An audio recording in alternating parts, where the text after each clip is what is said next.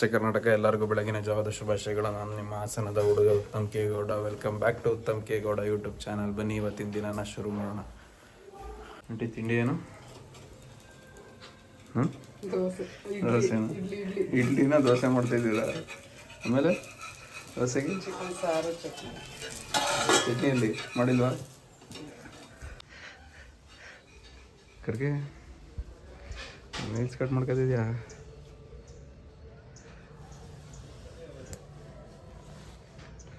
ಇವತ್ತಿನ ತಿಂಡಿ ದೋಸೆ, ಚಿಕನ್ ಸಾಂಬಾರು. ಅದು ಕ್ಯಾನ್ಸಲ್ ಮಾಡಿದ್ರು. ಹಾಗೇನು ಈ ತಿಂಡಿ ಏನು? ಚಿತ್ರಾನ್ನ.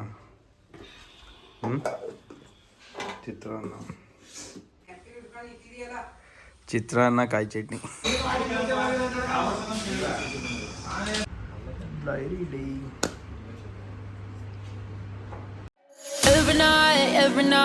Every night are we paradise seems so far away. Still I try